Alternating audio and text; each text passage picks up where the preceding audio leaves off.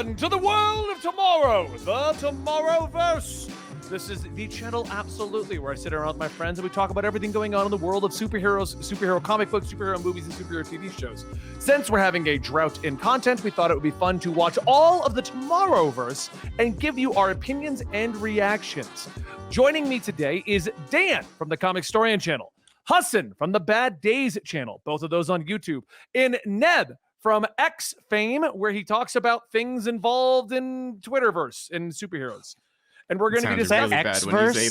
You can't say X fame. There's no way that's not a term. How am I going to explain that on my bill? Today we're going to be talking about the TomorrowVerse and the kickoff of it. If you're wondering what the TomorrowVerse is, the DC animated universe ended in 2019, and in 2020 they restarted it with a brand new Superman movie, Superman, the Man of Tomorrow. This continual universe is dubbed the TomorrowVerse, which, can we talk about that real quick? That's like the worst name I've ever heard. Whose idea was that one? It's not great. And how does that work for a Mark? little confused with the Arrowverse and Legend of Tomorrow. I was gonna say, when we go to the next one, is it gonna be the Yesterday verse? Like, wait, what's going on here? No, seriously. Kind of I get DC animated universe is used. They can't do it again, but I mean, also, why can't they? Because if you watched the end of the original one, which was everyone turning into weird dark side robots, Flash reset everything.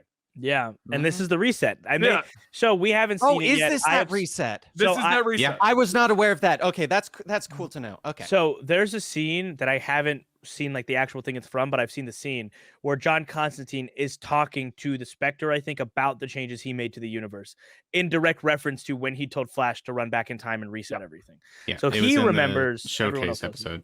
Yeah. So here's the thing, guys. We were gonna film this later, but we all wanted to talk about it. Like, we kept talking about it off air, so we hit record. That's how much we want to talk about the difference between this Superman Man of Tomorrow animated movie and the Superman anime, as we call it, or the My Adventures with Superman that just finished airing on HBO Max this year. Yes. Because they have the exact same plot. Dude, it is so weird. Now, and I'm going to say it up front right now. For those who are joining who are here, we don't normally go beat by beat for the movie. We're going to talk about our experiences with it, what we enjoyed, what we didn't enjoy, the differences between the two. I liked the TV show on Adult Swim more, but I do feel like I would have liked this more if I had seen it in 2020 when this came out. I was actually not aware this had come out in 2020. I've seen some of the TomorrowVerse movies, but they're so poorly marketed. Half the time, I don't know they exist until like 3 months after they've come out. I'm surprised you said poorly marketed, because that implies they did something. Well, yeah, don't do anything. throw them out. Yeah. No, yeah, it's weird. Sometimes the animated movies from DC feel like money laundering, where it's just this like crazy concept that you can't believe got approved, and then they're suddenly out. They always leak and like get pirated like a week before they're actually out too. It's this strange like tradition that nobody really talked about. And like, yeah, this came out back in the day.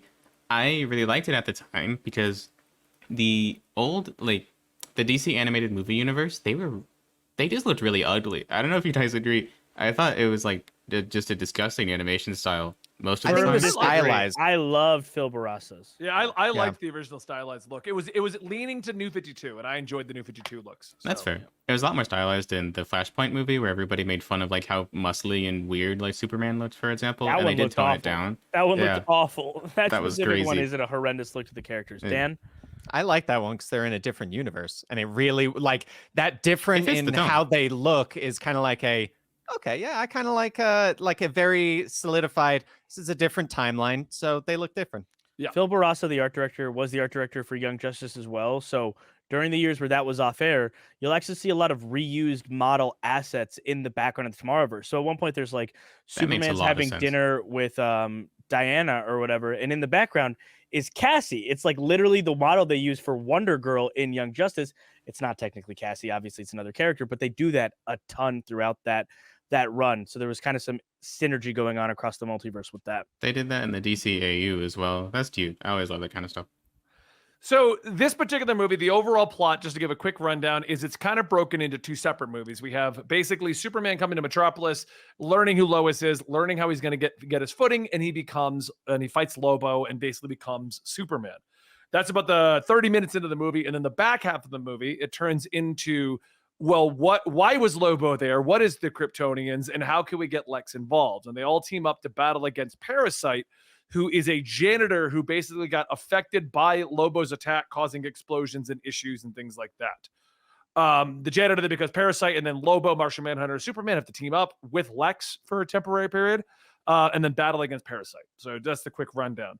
The TV show, my friend Superman, is Superman goes to Metropolis, learns what's going on with Lois and all of them, becomes a reporter, spends a few more episodes doing that, fights a few other characters, learns his powers, ends up battling against Ivo, who becomes a Parasite, who ends up battling against the city. It's the same plot. It's so weird. But one is executed far better, and obviously it's given a different format, which lends itself to it. But I can't stress, in my watch through of this, I was bored for a lot of it. And to be fair, I just watched My Adventures with Superman recently. And before that, I got Superman and Lois. I've been fed by great Superman content recently, like a ton of really well characterized versions of these. And I'm rewatching Smallville. So like I have another fantastic Lex Luthor to pull from. And then I watched this, and it just lacked character. I want to say that, like, Superman in My Adventures with Superman is so full of, like, he's this cute, doting little himbo. He's like a little confused. He's a dork, but in like an adorable way. But he's still this huge guy. There's so much that goes into it. This Superman has the Bieber haircut when he's not Superman, and he is the coffee boy. That's it. They don't characterize him. Lois is smart in this one. We know because she's a grad student, and then she's becomes a reporter because of her expose on Lex Luthor. That was kind of a cool opening, followed by nothing. My Adventures with Superman. Direct comparison, this incredible Lois, who's this go-getter. She's not a genius by any stretch of imagination, but she's working towards it. There's this immediate attraction. It doesn't, that one, me and Dan talked about it in our reviews, but like we love that she just liked him, that they just liked each other, that there wasn't this dance. This one felt like they want to do the dance, kind of, but they didn't even get to that. They barely touched on Lois, which I thought was kind of a missed opportunity. But I also understand this is an hour-and-a-half movie compared to 8 20-minute segments. So what does that even come out to? A lot. But what I will say is about 2.5 hours. So, I mean, honestly, runtime, not crazy different, right? Like an hour difference, if even that runtime. At the end of every Superman, My Adventures with Superman episode, I'm excited for the next one. At the end of every act, I was like, how is this still happening? Like the Lex Luthor bit at the end, they just pulled him into the plot for, like, it felt so weird and shoehorned. There was 100% no background. I agree with you entirely, because it was like he goes to talk to a smarter man, Lex Luthor, and I'm like, cool. And then Lex Luthor's like, I can get a day pass. And I'm like, oh, so now just Lex is a part of it. Like, yeah. Well, and there isn't that history, right? Where like that would have been a weighty moment if Superman had been active for a while and Lex Luthor had been after him. Because then it's like he's going to the guy. He's like, oh, I've heard about you on the news. Shall we work together now? We're friends. Well, it just didn't work for me. Didn't work for me at all. Dan, let's get your opinion. So first off, I feel like I believe we've said, if I had seen this before My Adventures, I think I would have enjoyed it more. I think because we keep comparing it to My Adventures with Superman, I kind of feel like if this movie had been broken up into a TV show like My Adventures was and paced accordingly for that, I think it could have been like so much better. I think you think they tried to cram too much into the movie? They did what they did with Injustice. They had a big story and they were like, okay, we want to get all of this out as fast as possible. Let's do it in an hour and a half, where it's like, if we had more stuff where it was like, we had an entire episode where it kind of went a little more into Lois's background of her being a grad student, becoming this reporter, doing that, I feel like we would be a little bit more, okay, I'm understanding her motives, why she's doing what she's doing, why she is who she is. Same thing with like Lex. I feel like we could have basically everything, if it was paced for a show, I think could have been better. But when it's crammed in, especially after watching something that's been paced very well, you're really aware of how fast they are hitting beat by beat, that you're like you said, you're like, okay, they know they need to do something with Parasite. Cool. Right at Lex. Lex is helping him. No one at the prison even questioned the fact that this Superman guy that literally just showed up 3 days ago in this costume after being naked, falling down from space, we're going to let him One of my the best prison. performing tweets recently, by the way. Yeah, saw that. And you know what's interesting about the naked thing? I mean, Clark doesn't even address the fact that people might have seen his face and could recognize him.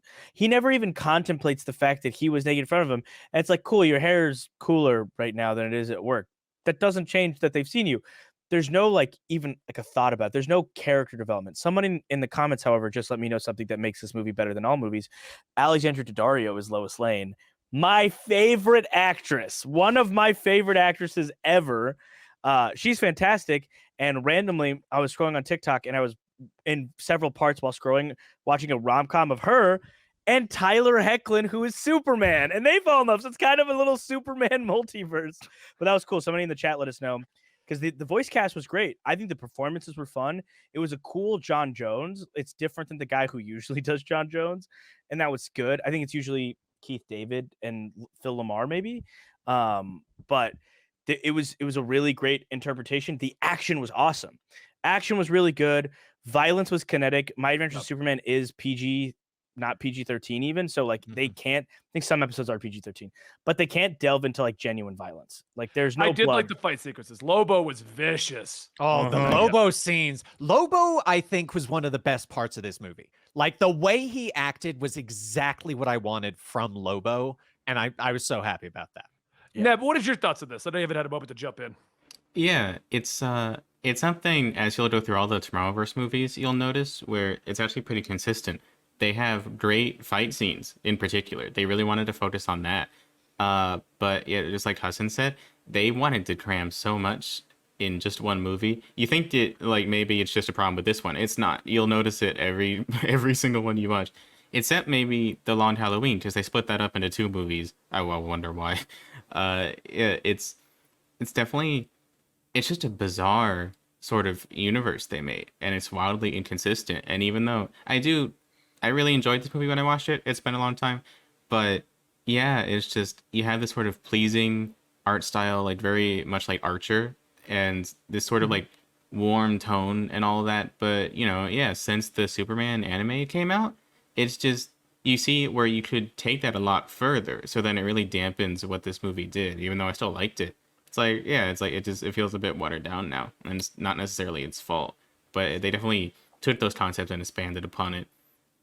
Fully agree. And I think what you said is absolutely on the money of like, they expanded upon it so well in My Adventures of Superman. Like it is the same story, but with breadth and levity. Have you guys seen the cast of this? Because somebody said Alexander Daddario, so I looked at the rest. Superman is Darren Criss from Glee. He's like the singing guy. He's on Broadway. Oh, no, I didn't know that. He also was in the Supergirl TV show as a fifth-dimensional imp that was not Mxyzptlk, that had the musical Flash Supergirl crossover. He was the villain of that. So random tie-in. Yeah, Music Meister. Dude, Brett Dalton was Parasite. If you guys don't know who Brett Dalton is, he was Ward in Marvel's Agents of S.H.I.E.L.D. He was like the villain for that show. So just really somehow tied everything in with this one. Really cool cast. They always get the craziest cast for these movies. Like not even just Tomorrowverse, but like the DC animated movie universe as well. They always nail that at least. So that's nice. It's never been a problem. Zachary Quinto is Lex Luthor. Yeah, I caught it in his voice. Question for you guys. So this is the beginning of the Tomorrowverse. The DC animated universe, the New 52 started with the Flashpoint paradox, which we all know the story of and everything. What do you think was a stronger start for the DC animated series of movies? Because these are both trying to ape on and get as popular as the original DC animated universe, which was a show. Batman, Superman, Justice League, Batman Beyond. That was the original one, which was hugely popular, and they're trying to get that again. Do you think that the Flashpoint paradox was a stronger beginning, or do you think Superman Man of Tomorrow was a stronger beginning? Flashpoint paradox. No contest. Not even close. Not in the same. I'm going to disagree. I think Man of Tomorrow was better in terms of starting a universe. I think Flashpoint was better in terms of simply a movie. But in terms of building a universe that's going to get completely erased, kind of defeats the purpose of starting. You're right. We should compare it to Justice League War versus this. That's the first.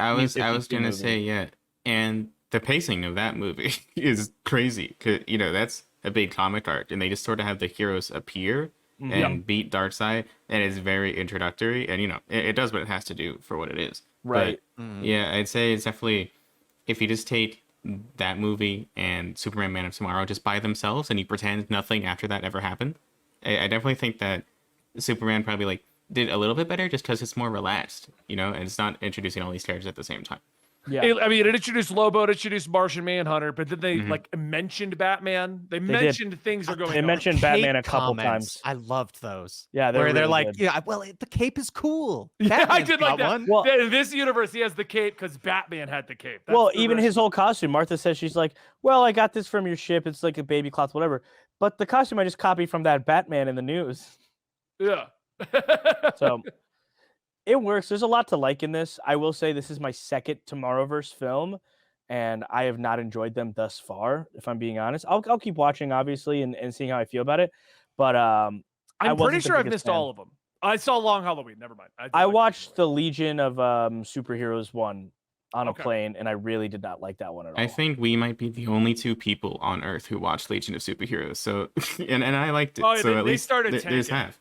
I don't know. Yeah. I don't know Yeah. if this universe is going to continue because they went from N- 90%, no, 70, no. 100, 100, and then it was 56, 60, and 40 for the last three. So Makes yeah. sense. So here's what's annoying. You know, they do the whole animated universe before this, and they end it with everybody dying because they clearly just didn't know what to do, and it was really strange and sudden. And then like, okay, we'll start this new one, and we'll do it better this time. Yeah. And they really don't.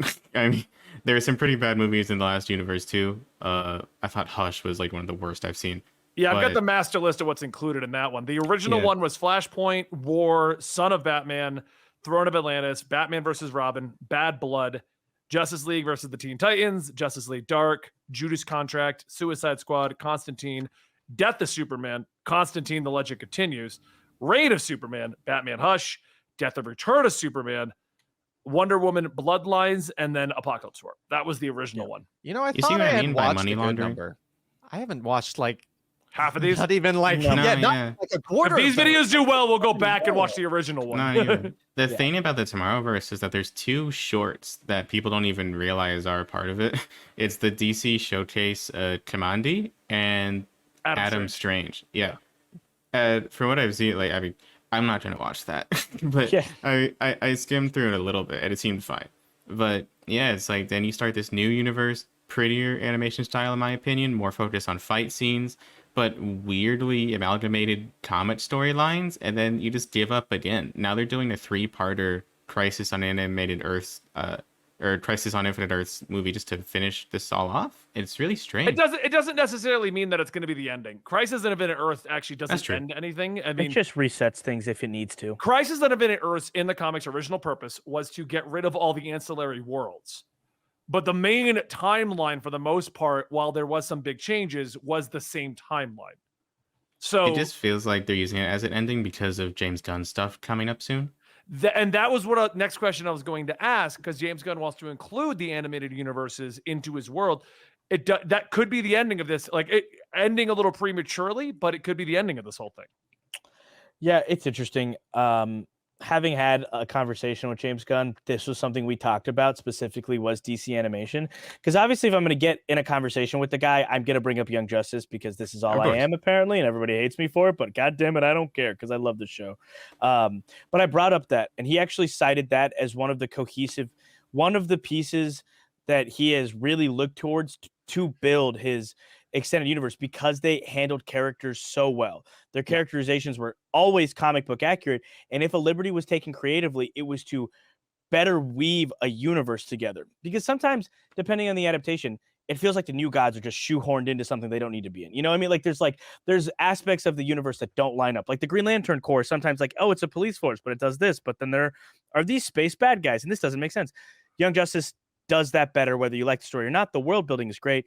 James Gunn cited that. So I think that they need to fix this is they need like a actively running TV show that can be their Justice League, and to do their bigger event storylines, they should do those as movies. So have one that's always running, have it be this cast of character, this cast of actors, and then give them their Teen Titans and their Justice Leagues and whatever, and like their versus Darkseid storylines. But in that, I think we don't get to spend enough time, like even in the last stretch of it, we did not spend enough time with those characters. We didn't get to like that. The Batman had probably the most movies in that run, and it was him and Damian the entire time. And there's certainly some development and whatnot, but not enough, really. Like not enough to make us fall in love with those characters. Yeah, I was gonna say, I do think it'd be a lot easier for James Gunn to make a animated universe and the mainline movies go cohesive. It'd be a lot harder for him to time video game releases to be, because he said he wanted everything, and I was like, video games, they take like 5 to 10 years to make. I don't see him making that work, but animated would work. And that had to mean just the DC multiverse. Yeah, I really want them to create a animated TV show universe. So, and purposefully in the background during all the live action DC movies, there's someone watching the TV show. Like, I love those kind of things. It's kind of like in the Across the Spider-Verse, where they go into the thing and they're playing the Spider-Man game. Those little Easter eggs are really fun. And I think they should restart it. I think starting all of them at the same time is going to make everyone get in the mindset of this is new and these are together. And I think that right there is key, because as I'm personally learning, I have no idea where any of these animated movies go. I don't know which ones are connected. Like, I legitimately, some of the time, I wasn't aware that all of them truly were connected. I thought for some of them, it was just, here's one of the stories. Here's one of the stories. And I wasn't really even aware that they were directly connected. Right. But I think if they went in kind of what Hassan's talking about and kind of go anime style, where it's you have the show and then they have a movie that's in there that relates to the show, you don't necessarily have to watch it, but they reference it the episode after. So it's very clearly in the story, not fully needed, but really amplifies extra bits and kind of builds the world a bit more. And I think that is the direction that they should go, because I feel like that's, I mean, and Dan, depending on the release schedule, you could make them integral parts of the story by having it be the season as it's airing, and then the movie comes out, and then the next season starts airing. That's that's exactly during season lulls and stuff like that. And then you could compound it with spin-off shows, right? Like, you could do Teen Titans in Young Justice format, right? Like, actually call it the Titans, because Young Justice was the Teen Titans by the end of the show, but they could never use that name. And because of the multiverse, you have the liberty of, if you're doing a long-running show, multiversal cameos don't feel like just like cash grab or putting it on screen. You could functionally tie, if you don't want to do Young Justice, I get it, guys. Some people hate it, but there's some people really like those characters. You could tie that in. You could tie in Teen Titans, don't do Teen Titans Go, but you could tie in the other Teen Titans. You could do little. Hey, Teen Titans Go is a treasure. It is. You could bring back gems. It's really funny. We watch it every once in a while at the house, but you could even tie in the original Justice League animated universe, bring back the original Static Shock. There's so many ways to do it. And it could be that fun gag where they move into another universe and shift into their art style. Like, they could do so much with that, but you need something cohesive. You need something long running. You need something narrative and character driven, and you need something that is marketed. Warner Brothers, do some marketing. Hey, you marketers, PR degrees, do something with them, please. Well, that's been my complaint every time we hear about one of these movies. I'm like, that came out? I didn't even know it was a thing. It's always like a month after. Everyone's like, did you see Warworld? No, it came out. Everyone right now was like, Benny, did you see Green Lantern Beware My Power? Which is, no, because I didn't know it was a thing until like a month and a half afterwards. And then it becomes, do I want to watch it for fun or do I watch it for the job? And then it becomes an issue for us, because I'm like, we got to find time for it, because it's old, so it's not going to get a lot of views. But we got to figure out where we can watch it. And hence this whole Tomorrowverse rewatch. So yeah, and like Dan said, it all feels very strange and random. Like, you wouldn't know it was connected otherwise, because it goes from Superman to Justice Society, I believe, and then Batman and Green Lantern and Legion of Superheroes. Now, but believe it or not, I spoke to Tim Sheridan, who wrote some of the movies. He told me that, like, the whole universe was meticulously planned out. Like, but it's just, I think it's sort of an example of what not to do. I suppose, like, even though it sounds mean, it's just because it's such a bunch of, like, random ideas, like, thrown together. Or not random because it's all DC, but, like, just wildly different tones into where, like, as you said, you wouldn't know. If you just saw all these posters and everything, you wouldn't realize that they were, like, all in the part of the same universe. I think I saw the second one, actually, the one it features the Justice Society, and I believe Sal was the one that's like, oh, this ties into the new universe. And I was like, how? It doesn't even like make sense. They're time traveling in the second movie. And there's a credit scene in The Long Halloween that's very important for the Green Lantern movie, of all things. And you wouldn't know. You wouldn't even know it had a credit scene in the first place. Right. So, all right, well, we're going to wrap it up there. We'll be back probably in 2 weeks, because Hassan's going to be out of town, but with the next episode, which will be a discussion of Justice Society. We'll also probably have Sal in for that one. Dan and Neb may or may not be here, but you'll definitely have me and Sal most definitely, and then we'll probably get Hussid, but we'll see how it all goes. Hope you guys enjoyed this. Don't forget to let us know in the comments down below other movie series you want us to do rewatches of, and we'll see you next time right here at Absolutely.